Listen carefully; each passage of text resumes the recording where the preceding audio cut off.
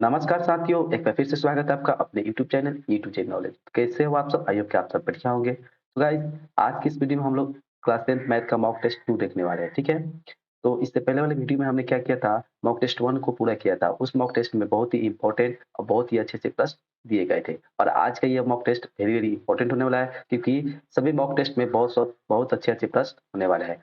एकदम से लगातार आप इस वीडियो में बने रहिए, एंड तक बने रहिए। आपको वीडियो बहुत लाभ मिलने वाला है और ये आपको वीडियो पूरी समझ में आने वाली है। चलिए बिना देर के इस वीडियो को स्टार्ट करते हैं। मेरा नाम है वाहिद रेजा और आप देख रहे हैं अपना फेवरेट से YouTube channel A to Z knowledge. हम क्या करते हैं, सीधे प्रश्न की तरफ बढ़ते हैं। तो चलिए 1 नंबर प्रश्न की तरफ देखते हैं, क्या कहता है 1 नंबर प्रश्न।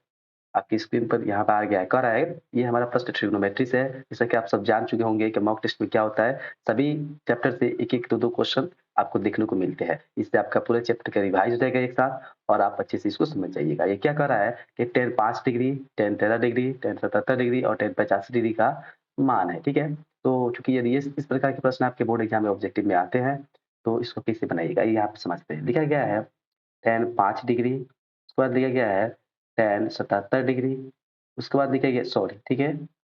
77 ना लिख के लिखा गया कितना 13 डिग्री, 13 डिग्री, उसके बाद दिया गया है tan 77 डिग्री, उसके बाद आपका दिया गया है tan 85 डिग्री, ठीक है? इस तरह के इस तरह के क्वेश्चन्स को कैसे हल करते हैं, कैसे कम से कम समय में हल करेंगे, इसके लिए हमने पहले से एक प्रॉपर वीडियो बना रखा है। किस तरह के प्रश्न आते थे, आइए भी बताते हैं क्या करिएगा। इसमें आप क्या कीजिए, किसी भी 2 एंगल को जोड़िए, यदि उन दोनों एंगल का सम यानी एड यदि 90 डिग्री के बराबर आता है, उसका डायरेक्ट आंसर 1 हो जाता है, ठीक है? तो हम भी वही करेंगे। यहाँ पे देखेंगे ये हमारा माइनस सॉरी 5 डिग्री दिख रहा है और ये हमारा 85 डिग्री दिख रहा है। 85 को यदि हम 5 में जोड़ देंगे तो क्या हो जाएगा, 90 डिग्री हो जाएगा। और हमने बता रखा है यदि 2 एंगल का सम यदि 90 डिग्री के बराबर है तो उसका डायरेक्ट आंसर कितना हो जाएगा, तो 1 हो जाएगा। क्योंकि ये सभी क्या है, गुने में है। तो देखिए यहाँ से tan 5 और tan 85 इन दोनों का कितना हमारा कैलकुलेशन आ जाएगा, 1 आ जाएगा। तो यहाँ पे लिख लेते हैं हम 1, ओके? क्योंकि सब गुने में है तो हम भी गुना देंगे। अब यहाँ पे यदि 13 को और 77 को जोड़ दिया जाए तो ये भी हमारा कितना आता है, 90 डिग्री के इक्वल आता है। तो 13 और 77 मिले कितना हो जाएगा, ये भी 90 हो जाएगा। यानी इन दोनों का भी मान कितना आ जाएगा, 1 आ जाएगा। अब यदि हम 1 बाय 1 से मल्टीप्लाई करेंगे तो हमारा रिजल्ट भी 1 आएगा। That is option number B, ठीक है? तो आई होप इस तरह के प्रश्न आपसे नहीं छूटने चाहिए और ये आपको अच्छी तरह से समझ में आ चुके होंगे। तो क्या करते हैं, नेक्स्ट क्वेश्चन की तरफ बढ़ते हैं हम। देखते हैं नेक्स्ट क्वेश्चन क्या कहता है। ये भी ट्रिग्नोमेट्री से कह रहा है कि sin theta plus sin square theta equal to 1। तो बताइए कि cos square theta plus cos के पावर 4 थीटा का मान क्या होगा, ठीक है? ये बहुत ही इंपॉर्टेंट प्रश्न और बहुत बार पूछा गया प्रश्न है। आइए इसको कैसे बनाते हैं समझते हैं। हमको दिया गया है sin theta plus sin square theta equal to 1, ठीक है? तो इससे तो हमें ज़्यादा कुछ समझ में नहीं आ रहा है, तो जितना समझ में आए उतना ही करते हैं, ठीक है? इतना तो समझ में आ रहा है, यदि sin स्क्वायर को इधर भेजेंगे तो एक फ़ॉर्मूला बनेगा। तो वही हम करते हैं। यदि sin थीटा को यहीं पे छोड़ दें, ठीक है? यदि sin थीटा को हम यहीं पे छोड़ दें, तो इधर हमारा 1 है, ये प्लस में sin स्क्वायर इधर आके माइनस में sin स्क्वायर हो जाएगा कि नहीं? तो बोलिएगा एकदम सही। तो इसको यहीं पे रख दिया। फिर करते हैं हम sin थीटा इक्वल टू कर लेते हैं। देखिए ये हमारा फ़ॉर्मूला बन गया, इसलिए हमने इसको इधर भेजा है। तो ये हमारा फ़ॉर्मूला कितना का बन गया है, तो इतना बराबर हमारा होता है cos स्क्वायर थीटा। बोलिएगा एकदम सही है। तो इसको इन तीनों लाइन को यहीं पे छोड़ते हैं और डायरेक्ट क्या निकालना है, हमें इतना निकालना है तो इसको यहाँ पे लिखते हैं। तो लिखेंगे हम cos स्क्वायर थीटा प्लस में cos के पावर 4 थीटा। ओके, इस cos स्क्वायर को ज्यों का त्यों छोड़ देते हैं, cos स्क्वायर थीटा प्लस इसको हम क्या करते हैं, इसी के रूप में लाने की कोशिश करते हैं, ठीक है? इस cos की पावर 4 को हम लिख सकते हैं cos स्क्वायर थीटा का स्क्वायर, एकदम लिख सकते हैं क्योंकि 2 दूनी फिर 4 हो जाएगा। अब हम देखेंगे यहाँ पर इस cos स्क्वायर थीटा का मान हमें यहाँ से मिल रहा है। देखिए ध्यान से, ये cos स्क्वायर थीटा का मान कितना दिया है, तो sin थीटा दिया है। तो क्या करें, डायरेक्ट इसकी जगह पर हम sin थीटा पुट करेंगे, एकदम सही, प्लस है तो प्लस करेंगे। फिर इस cos स्क्वायर थीटा का मान कितना हो जाएगा, sin थीटा। तो हम क्या करेंगे, sin थीटा रखेंगे और इसका फिर स्क्वायर दिया तो स्क्वायर भी करेंगे। अब ये हो गया हमारा sin थीटा प्लस में ये हो गया sin स्क्वायर थीटा, हो गया कि नहीं? अब यदि ध्यान से आप यहाँ पे नज़र दौड़ाइएगा यहाँ पर, यदि यहाँ पर नज़र दौड़ाइए तो ये क्या दिख रहा है आपको, sin theta plus sin square theta और यहाँ पे भी दिख रहा है sin theta plus sin square theta. क्योंकि ये 1 की इक्वल है तो ये भी हमारा 1 की इक्वल हो जाएगा, ठीक है? That is option number A, ठीक है? Option number A will be the right हो जाएगा। आई होप ये भी आप समझ चुके होंगे और ये आपके इसके बाद से नहीं छूटना चाहिए। तो नेक्स्ट क्वेश्चन की तरफ हम लोग बढ़ते हैं और देखते हैं क्वेश्चन क्या कहता है। क्वेश्चन यहाँ पर दिया गया है इस प्रकार से, ये हमारा एपी से प्रश्न है, क्या पूछा गया है कि यदि एपी का सामान्य पद 3n + 5 हो, ठीक है? तो A15 माइनस A13 का मान बता दीजिए, ठीक है? तो कितने बच्चे क्या करते हैं, A15 निकालेंगे, ठीक है? और फिर A13 निकालेंगे और डायरेक्ट घटा देंगे। उससे अच्छा आप क्या कीजिए, सबसे पहले ये सामान्य पद दिया है, यानी इसका मतलब हुआ ये हमारा an का मान दिया है, ठीक है? ये हमारा क्या देता है, an का मान देता है। तो an का मान देने का हमको कितना 3n प्लस 5, ठीक है? 3n प्लस 5 देता है। तो अब क्या कीजिए, इसको बहुत प्रकार से बनाया जा सकता है, ठीक है? यदि हम करते हैं A15 निकाल लें, ठीक है? डायरेक्ट चलिए उसी तरह करते हैं, A15 निकाल लेते हैं। इसके निकालने के बहुत से तरीके हैं, तो जो आपको अच्छा लगे चलिए इसको बताते हैं। A15 माइनस A13 का मान निकालना है। A15 हम लिखते हैं यहाँ पर माइनस A13 लिखते हैं यहाँ पर, ठीक है? यहाँ पर हम लिखते हैं A13। A15 में से हमारा क्या घटाना है, A13 घटाना है। तो हम देखिए यहाँ पर an है तो इतना है। अब यहाँ पर हम यदि n को 15 से विस्थापित करेंगे तो ये भी 15 से विस्थापित हो जाएगा। तो हम क्या करेंगे, डायरेक्ट यहाँ पर 15 रखेंगे, ठीक है? यहाँ पर जो n का मान यहाँ पर 15 रखेंगे। ये हो जाएगा हमारा 3 गुने 15, ठीक है? अब प्लस में 5, ये हुआ केवल इतना का मान। इसमें से घटाना है हमें कितना, A13।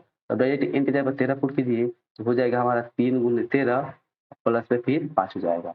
और ये गुना करें 15 तिया 45 हुआ, 5 कितना होता है हमारा, तो 50 हो जाएगा। ये हो जाएगा 33 39 से 5 कितना होता है, 39 5 हमारा 44 हो जाता है, ठीक है? यदि हम 50 में से 44 घटाएँगे तो ये हमारा 6 आ जाएगा, ठीक है? तो ऑप्शन नंबर बी इसका राइट हो जाएगा। आई होप सभी को ये समझ में आया होगा। क्या करते हैं हम नेक्स्ट क्वेश्चन की तरफ यहाँ पर बढ़ते हैं। नेक्स्ट क्वेश्चन देखते हैं क्या कहता है। नेक्स्ट क्वेश्चन दिया गया है हमारा क्या, तो बहुपद से प्रश्न है। पूछा गया कि यदि बहुपद x² प्लस ax माइनस 6 के शून्यक एक दूसरे के व्युत्क्रम हो तो b का मान बता दीजिए। बहुत ही अच्छा प्रश्न है। एक हमको बहुपद दिया है क्या, px। बहुपद जब भी बोले तो या तो कुछ मान लीजिए px, qx, dx कुछ भी मान सकते हैं। और ये हमारा दिया है qx x स्क्वायर प्लस में ax और माइनस में 6 इतना दे रखा है। कह रहा है कि इसका जो शून्यक है वह एक दूसरे का व्युत्क्रम है। तो मान लेते हैं इस बहुपद का एक शून्यक अल्फा है और एक शून्यक बीटा है। चलिए अभी अभी के तौर पे हम केवल माने कि एक शून्यक अल्फा है और एक शून्यक बीटा है। अच्छा ये बताइए हमको, यदि एक शून्यक अल्फा है और चूंकि ये दोनों एक दूसरे के व्युत्क्रम है तो एक शून्यक तो अल्फा रह जाए, कोई बात नहीं है, पर बीटा का मान बदल जाएगा। क्यों? क्योंकि ये दोनों आपस में एक दूसरे के व्युत्क्रम है। क्योंकि यह अल्फा है तो व्युत्क्रम का मतलब क्या होता है, किसी भी दो संख्या देखिए कोई संख्या ये दो संख्याएं व्युत्क्रम है तो उन दोनों का योगफल 1 की इक्वल आना चाहिए। यदि अल्फा अल्फा यहाँ पे है तो अल्फा का व्युत्क्रम क्या होगा, तो 1 अपॉन अल्फा हो जाएगा। यानी बीटा का मान फाइनली क्या दे रखा है, 1 अपॉन अल्फा दे रखा है। एक तो शून्य का हमारा यह हो गया और दूसरा शून्य का हमारा बीटा के रूप में यह आ गया। ओके, अब क्या कर रहे हैं, बी का मान निकालना है। तो आप सोच के देखिए, सॉरी यहाँ पर हम 6 लिख दिए, ये हमारा बी है, ठीक है? इसको हम थोड़ा मिटाते हैं, ये 6 नहीं होगा, हमारा क्या हो जाएगा, बी हो जाएगा। ओके, अब हमें बी का मान निकालना है। तो क्या आप बताइए, यदि हम अल्फा प्लस बीटा लेके चलेंगे तो कुछ फायदा होगा, नहीं होगा। सोचने वाली बात है कि ये जो बी है ना, यह कैसे आएगा, तो सी के, ये बी किसके जगह पे है, तो सी की जगह पे है। और सी किस में आता है, तो अल्फा इंटू बीटा में आता है। तो हम डायरेक्ट अल्फा इंटू बीटा का फॉर्मूला लगाएंगे। अल्फा इंटू बीटा मतलब क्या होता है, तो सी बटे ए होता है। अब यहाँ से अल्फा का मान कितना है, तो अल्फा रख लीजिए, और गुने बीटा का मान कितना है, तो 1 अपॉन अल्फा रख लीजिए। ओके, अच्छा, सी का मान कितना है, तो माइनस बी ले लीजिए। ए का मान कितना है, 1, तो 1 करिए। इस अल्फा को काट दीजिए। ये 1 इधर तिरछा गुना आएगा तो हो जाएगा 1 इक्वल टू इधर हो जाएगा हमारा माइनस बी। यहाँ से हम यदि बी का मान निकालेंगे, ये माइनस का भाग लग जाएगा, यानी -1 हो जाएगा। ठीक है, that is option number B. आइए अब सभी ने हमारे बातों को समझा होगा और इसके बाद ये प्रश्न आपको छूटने नहीं चाहिए। आइए नेक्स्ट क्वेश्चन की तरफ हम लोग बढ़ते हैं, देखते हैं नेक्स्ट क्वेश्चन क्या कहता है। नेक्स्ट क्वेश्चन यहाँ पे है कि 5.5.233 क्या है, ठीक है?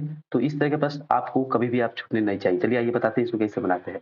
यहाँ पे हमको दिख रहा है 5.233 बार-बार दिया है, ठीक है? इस प्रकार से जा रहा है ये संख्या।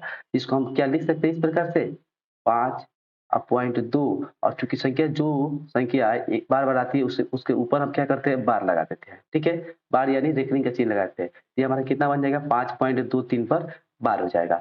और आपको हम अच्छे से बता दें कि वास्तविक संख्या में जितनी भी संख्याएँ के ऊपर बार लगा रहता है, बार, बार यानी कि रेखनी, वे सभी संख्याएँ परिमेय संख्याएँ के अंतर्गत में आती है। तो जितने भी बार वाली संख्याएँ दिखेगी, चाहे वो आपका 2.3 पर बार क्यों ना हो, चाहे वो आपका 4.03 पर पूरा पर बार क्यों ना हो, चाहे वो आपका 4.003 तीनों पर बार क्यों ना हो।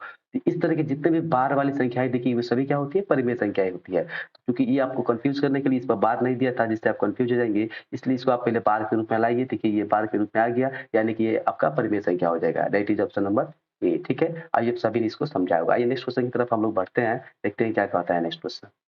कहा गया है त्रिभुज से प्रश्न है कि त्रिभुज एबीसी में बी समांतर है बीसी के, यदि ईडी बटे डी बराबर 3/2 और ए बराबर कितना है, तो इसी का मान बता दीजिए। बहुत ही अच्छा प्रश्न है। एक ट्रायंगल दिया गया है हमको, यहाँ पर ट्रायंगल बनाने का प्रयास करते हैं, ठीक है? एक ट्रायंगल दिया गया है, इसका नामकरण कर देते हैं, इसको ए कर देते हैं, तो बी कर देते हैं और इसको सी कर देते हैं।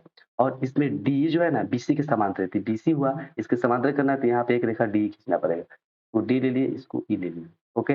अब हम लोग ये जानते हैं कि किसी भी त्रिभुज में यदि डी बीसी के समांतर हो तो इसमें थेल्स प्रमेय लागू हो सकता है। और थेल्स प्रमेय क्या कहता है कि एडी बटे डीबी का अनुपात ए बटे ईसी के अनुपात के इक्वल होता है। तो वही हम लगाएंगे, एडी बटे डीबी का अनुपात ये किसके बराबर होगा, तो एई बटे ईसी के अनुपात के बराबर होगा। आइए हम सभी ने अपने थेल्स प्रमेय को पढ़ रखा होगा। अब देखते हैं हम कि एडी बटे डीबी इसका डायरेक्ट मान यहाँ पर दे रखा है, क्वेश्चन कितना दे रखा है, तो हमारा 3/2 दे रखा है। और ए का मान भी दे रखा है, वो कितना दे रखा है, तो ये हमारा 4.8 दे रखा है। अच्छा, नीचे हमारा कितना, तो इसी बच गया, इसी का तो मान निकालना है, तो इसी रहने दीजिए इस तरह। अब हम क्या करेंगे, इसको कटाएंगे तो ये हमारा कटेगा कितना, 16×3 = 48, 1.6 मरतबे। अब इसको हम तिरछा गुना कराएंगे तो यहाँ से इसी का मान क्या निकल के आ जाएगा, 16 दूनी की 32 यानी कि 3.2 सेंटीमीटर, ठीक है? That is option number B. I hope सभी ने इसको समझा होगा और ये आपने बहुत ही अच्छे से समझा होगा। आइए नेक्स्ट क्वेश्चन की तरफ हम लोग बढ़ते हैं, देखते हैं नेक्स्ट क्वेश्चन क्या कहता है। नेक्स्ट क्वेश्चन हमारा वृत्त है कि बिंदु Q से किसी वृत्त की स्पर्श रेखा की लंबाई 24 सेंटीमीटर है, ओके? और केंद्र से Q की दूरी 25 सेंटीमीटर है, तो वृत्त की त्रिज्या बता दीजिए। बहुत ही अच्छा सा प्रश्न है, इसको हम बताने का प्रयास करते हैं। मान लेते हैं कि ये हमारा एक वृत्त है, ठीक है? थोड़ा टेढ़ा-मेढ़ा बना है पर समझाने के लिए काफ़ी है। ये हमारा एक वृत्त है, क्या रहा है कि बिंदु Q से किसी वृत्त की स्पर्श रेखा, ओके? और मान लीजिए कोई यहाँ पे कोई बिंदु Q है, ये वृत्त का केंद्र हुआ और यहाँ पे कोई बिंदु क्या है, क्यू है। यहाँ पे कोई बिंदु एक क्यू है, क्यू नाम दे दिए। इस क्यू से एक स्पर्श रेखा खींचा जा रहा है इस प्रकार से, ठीक है? एक इस स्पर्श रेखा देखिए, क्यू से किसी वृत्त की स्पर्श रेखा खींच दी। इसकी लंबाई हमको दे रखा है 24 सेंटीमीटर। कह रहा है कि वृत्त के केंद्र से, देखिए कह रहा है केंद्र से क्यू की दूरी, तो केंद्र से क्यू की दूरी क्या हो जाएगी, केंद्र से क्यू की दूरी तो यही ना बनेगी। इसकी दूरी दे रखा है हमको कितना, 25 सेंटीमीटर, ओके?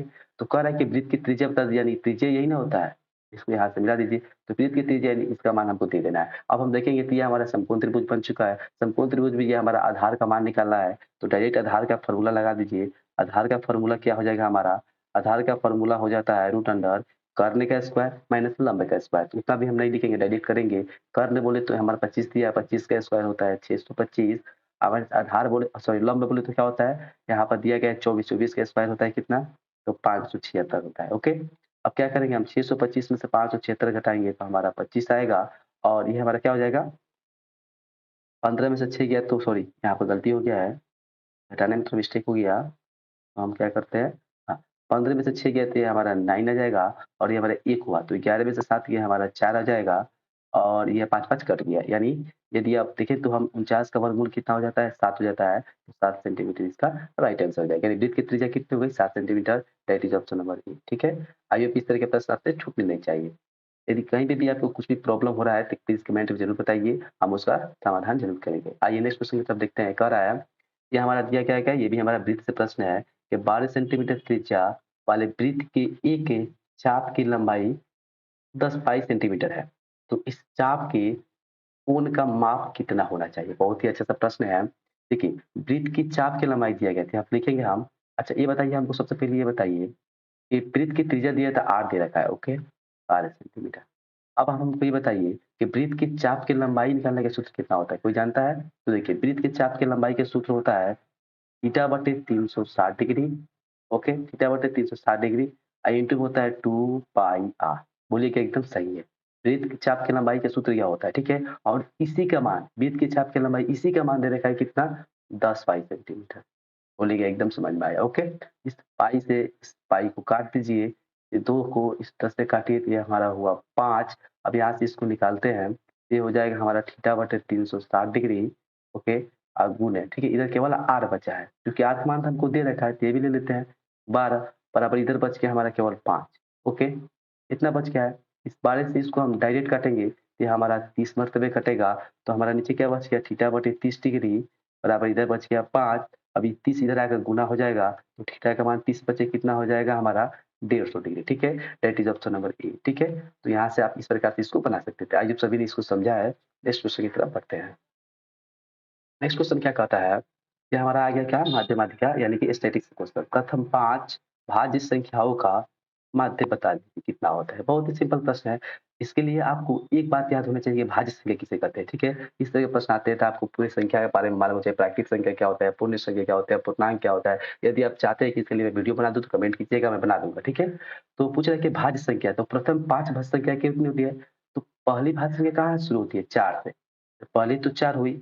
अच्छा, दूसरी भाज्य संख्या कौन होगी? तो 5 नहीं होगी, 6 होगी। उसके बाद 7 नहीं होगा, 8 होगा। इसके बाद कितना होगा? तो आप बोलिएगा 9 नहीं होगा, 9 भी होगा, ठीक है? 9 भी क्या है? एक भाज्य संख्या है। भाज्य संख्या वैसी संख्या जिसके 2 से अधिक गुणनखंड हो। तो 9 के 2 से अधिक नहीं, एक 1 होगा, 3 होगा, 9 होगा, 2 से अधिक हुआ कि नहीं? ये भी आएगा इसमें।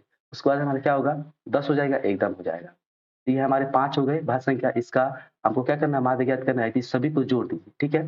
सभी को जोड़िए तो 10 को 9 कितना हुआ? 19 को, 19 को 8 को कितना हुआ? 27 को, 27 6 कितना हुआ? 33 को, 33 4 कितना आया हो? तो 37 को। अब चूँकि माध्य निकालना है तो सभी आँकड़ों का योग बटा आँकड़ों की कुल संख्या। 1 2 3 4 5 को आँकड़ा है, 5 से भाग करा दीजिए। भाग कराइए इसको कितना आता है? तो 5 सत्ते 35, इसमें बचा 2 तो एक जीरो बैठाइएगा तो दशमलव तो ये बन गया 20, 5 चौके 20, ठीक है? तो 7.4 आएगा, ठीक है? That is option number B, ठीक है? आइए आप सभी ने इसको अच्छे से समझा है। नेक्स्ट क्वेश्चन देखते हैं। नेक्स्ट क्वेश्चन क्या कहता है? नेक्स्ट क्वेश्चन यहाँ पर दिया गया हमको, ठीक है? ये हमारा आ गया 2 चर वाले रैखिक समीकरण का प्रश्न। ये 2 चर वाले रैखिक समीकरण के आलेख समांतर रेखाएँ है, तब रैखिक समीकरण युग्म का क्या होगा? अनंत हल होगा कि कोई हल नहीं होगा कि केवल एक हल होगा कि इनमें से कोई नहीं? क्या कहना चाहते हैं इसको हम समझाते हैं, ठीक है? कि 2 इक्वेशन है और दोनों इक्वेशन का जो आलेख आ रहा है ना, वो कैसा आ रहा है? तो समांतर रेखा, यानी समांतर बोले तो ऐसा आ रहा है, ठीक है? तो आप देख सकते हैं कि ये रेखा कहीं भी कट नहीं कर रही है। यदि ये दोनों रेखा कहीं पे कट करेगी तभी ना जाके इसका मूल्य निकलेगा। तो यदि एक जगह कट करती थी इसका एक हल होता, ठीक है? यदि ये इसी पर ओवरलैप कर जाती, ठीक है? यदि इसी पर ओवरलैप कर जाती, इससे कितना अनंत हल हो जाता, पर ये कहीं पर कट नहीं करे, इसका मतलब इसमें कोई हल नहीं होगा। एकदम सिंपल सी बात है। तो हमारा क्या हो जाएगा? ऑप्शन बी राइट चला जाएगा। आइए नेक्स्ट क्वेश्चन की तरफ बढ़ते हैं। नेक्स्ट क्वेश्चन क्या कहता है? नेक्स्ट क्वेश्चन यहाँ पे है हाइट एंड डिस्टेंस है कि यदि किसी व्यक्ति की लंबाई, ठीक है, उसकी छाया के बराबर है, तो सूर्य का उन्नयन कोण बता दीजिए, ठीक है? तो देखिए इस तरह के प्रश्न को बनाने का हम बहुत ही आसान ट्रिक एक बताते हैं, ठीक है?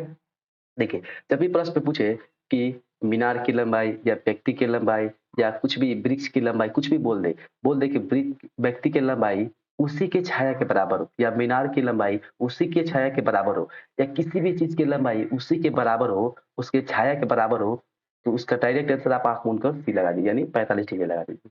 ठीक है? पूछिएगा कैसे? तो आइए इसको हम एक्सप्लेन करके बताएँगे, बहुत ही अच्छे से आपको समझ में आएगा। मान लेते हैं कि यह हमारा व्यक्ति था, ठीक है? और इसका जितना बड़ा ये व्यक्ति है उसकी छाया भी कितनी बन रही है? क्योंकि सूर्य इधर से पड़ेगा तो ये व्यक्ति इसका छाया ज़मीन पर बनेगा, इसकी छाया भी यहाँ पे इतना ही बन रहा है, जितना यह है इतना यह है। तो अभी तो आपको मालूम चाहिए कि व्यक्ति कितना लंबा है, तो मान लेते हैं ये व्यक्ति x लंबा है, तो इसकी छाया भी कितनी लंबा होगी? x लंबा। तो हमें सूर्य का उन्नयन कोण बता देना है, तो क्या करेंगे इस पे tan का फ़ॉर्मूला लगा लीजिए, क्योंकि थीटा यहाँ पे है, तो हमारा tan थीटा बराबर क्या हो जाएगा? लंब बटे आधार, तो इसके सामने लंब x हुआ और इसके नीचे आधार कितना x हुआ। तो tan थीटा बराबर हमारा कट के कितना आ गया? 1 आ गया। तो अब बताइए हमको ये बताइए कि tan थीटा बराबर 1 है, तो ये 1 tan कितना का मान होता है? तो tan 45 डिग्री का मान होता है। हो गया। तो अब देखिए tan की तुलना tan से थीटा की तुलना 45 से यानी थीटा बराबर कितना हो जाएगा हमारा? 45 डिग्री, ठीक है? तो यदि आप इस तरह से समझे तो बहुत अच्छा है, नहीं तो मैं जो ट्रिक बताया उस पर आप कभी भी आप लगा सकते हैं, ठीक है? तो आइए आप सभी ने इसको समझा है। नेक्स्ट क्वेश्चन की तरफ बढ़ते हैं और नेक्स्ट क्वेश्चन देखते हैं क्या कहता है। नेक्स्ट क्वेश्चन हमारा आ गया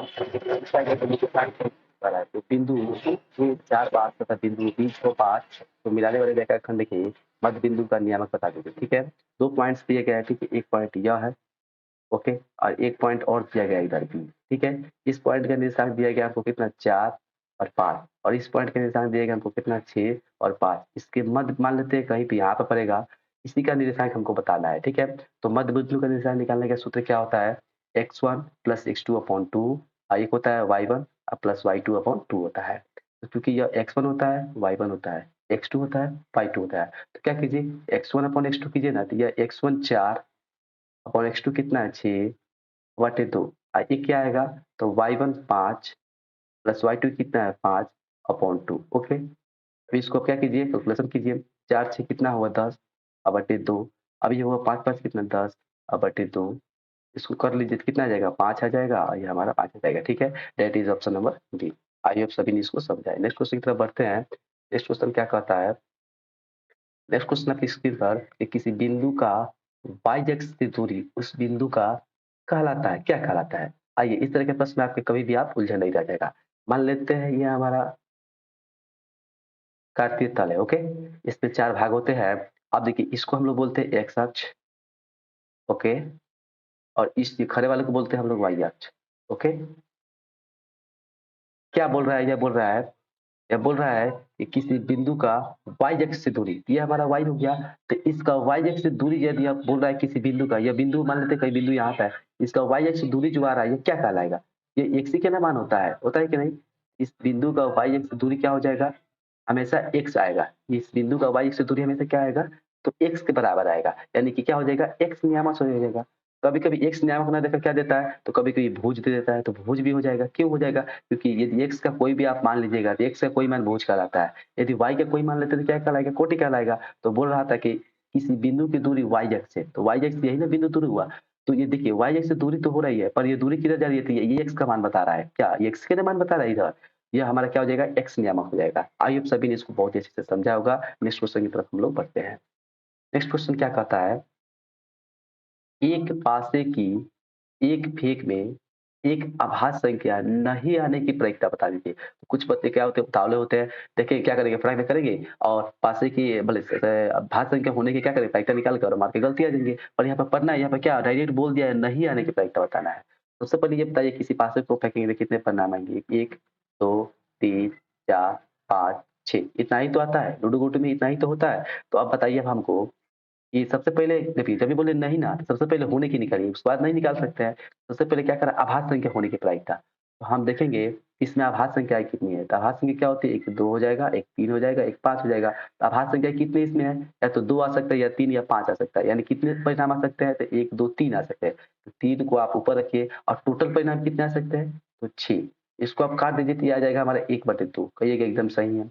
अब ये तो आया आभाज्य संख्या होने की प्रायिकता। हमें पूछना है कि नहीं होने की प्रायिकता। तो हम लोग जानते हैं कि किसी घटना के घटित की घटने की किसी घटना के घटने की प्रायिकता और किसी घटना के नहीं घटने की प्रायिकता का योग 1 होता है। ये आप जानते हैं कि नहीं? एकदम जानते हैं। ये हमारा घटना होने की प्रायिकता हो गई। अगर है घटना नहीं होने की प्रायिकता, तो 1 में से इसको घटा दीजिए, इसका आंसर आ जाएगा। यानी कि 1 माइनस 1/2 कीजिएगा आप, तो कितना हो जाएगा? 2 1 कम 2, 2 में से ये गया 1/2, that is option number B. ठीक है?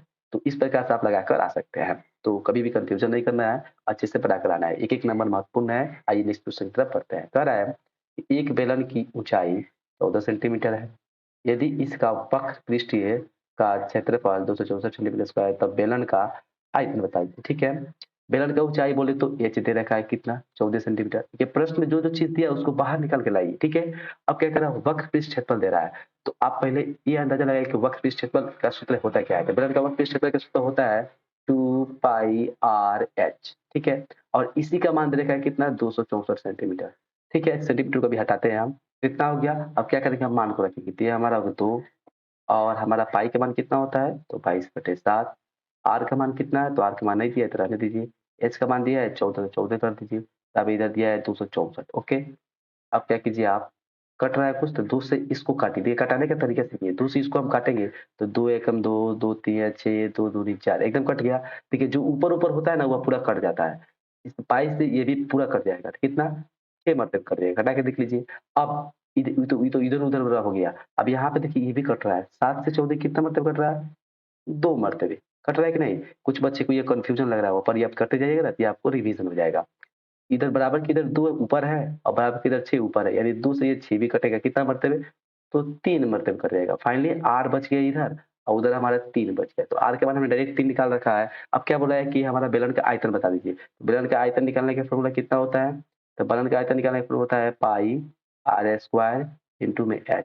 पाई का मान हुआ हमारा 22/7 और आर का स्क्वायर बोल रहा है, यानी कि आर हमारा 3 है, तो 3 में 3 और एच बोल रहा है तो एच हमारा कितना है? 14। ओके। 7 से इसको काट दीजिए तो ये हमारा 2 आ जाएगा अब ये हुआ 2 तिया 6, 6 दूनी के देखिए इस तरह गुणा कीजिए, 2 तिया के 6, 6 तिरिके 18, 18 बटे 22 से गुणा करना है तो करा लीजिए, 22 और गुणे 18 तो गुणा कीजिए, तो कितना हो जाएगा? 18 दूना 36 के 6 हाथ में 3, 18 दूना 36 से 3 39, 396 आ गया। क्योंकि हम आयतन निकाल रहे हैं तो आंसर हमारा सेंटीमीटर क्यूब में आना चाहिए, ठीक है? तो हमारा 396 सेंटीमीटर क्यूब दिख रहा है, that is option number B. I hope सभी ने इसको समझा होगा और अच्छे से किया होगा। ये नेक्स्ट क्वेश्चन की तरफ बढ़ते हैं। नेक्स्ट क्वेश्चन क्या कहता है? नेक्स्ट क्वेश्चन कहता है हमारा कि यदि यदि 4 सिक्कों को एक साथ उछाल जाए तो कुल कितने संभावित परिणाम होंगे? अब आइए ये बहुत ही अच्छा प्रश्न है, ठीक है? इसको समझना है। देखिए हम लोग तो ये जानते हैं कि यदि हम एक सिक्का को उछालते हैं, ठीक है? तो परिणाम कितने आते हैं? या तो हेड आएगा या टेल, यानी कुल परिणाम 2 आते हैं। अच्छा, यदि हम 2 सिक्कों को उछालते हैं तो परिणाम कितना आता है? या तो हेड हेड आता है, या तो टेल टेल आता है, या तो हेड या टेल आता है, या टेल या हेड आता है। यानी कितना आता है हमारा?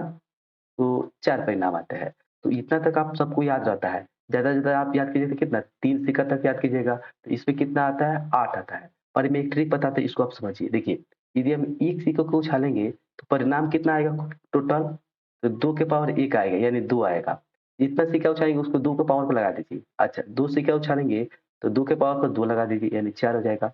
यदि हम 3 सिक्के को उछालेंगे तो 2 के पावर इस 3 को लगा दीजिए 8 परिणाम आएगा।